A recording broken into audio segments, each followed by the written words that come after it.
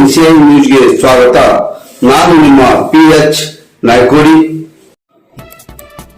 ಇಂದು ದಿನಾಂಕ 4/6/2024 ಲೋಕಸಭಾ ಚುನಾವಣೆಯಲ್ಲಿ ಜೆಡಿಎಸ್ ಪಕ್ಷದ ರಾಜ್ಯಾಧ್ಯಕ್ಷರು ಹಾಗೂ ಮಾಜಿ ಮುಖ್ಯಮಂತ್ರಿಗಳಾದ ಸನ್ಮಾನ್ಯ ಶ್ರೀ HD ಕುಮಾರಸ್ವಾಮಿ ಅವರು ಮತ್ತು ಬಿಜೆಪಿ ಪಕ್ಷದ ಮಾಜಿ ಮುಖ್ಯಮಂತ್ರಿಗಳಾದ ಸನ್ಮಾನ್ಯ ಶ್ರೀ ಬಸವರಾಜ ಬೊಮ್ಮಾಯಿ ಅವರು ಹಾಗೂ ಜೆಡಿಎಸ್ ಪಕ್ಷದ ಸನ್ಮಾನ್ಯ ಶ್ರೀ ಮಲ್ಲೇಶ್ ಬಾಬು ಅವರು ಜಯಭೇರಿ ಸಾಧಿಸಿದ ಹಿನ್ನೆಲೆಯಲ್ಲಿ ಗದಗ ನಗರದಲ್ಲಿ ಜೆಡಿಎಸ್ ಪಕ್ಷದ ಗದಗ ಜಿಲ್ಲಾಧ್ಯಕ್ಷರಾದ ಸನ್ಮಾನ್ಯ ಶ್ರೀ MIM ಮುಧೋಳ್ ಅವರ ನೇತೃತ್ವದಲ್ಲಿ ಜಿಲ್ಲೆಯ ಎಲ್ಲಾ ಮುಖಂಡರುಗಳು ಹಾಗೂ ಪದಾಧಿಕಾರಿಗಳು ಮತ್ತು ಕಾರ್ಯಕರ್ತರು ಪಟಾಕಿ ಸಿಡಿಸಿ ಸಿಹಿ ಹಂಚಿ ಸಂಭ್ರಮಿಸಿದರು.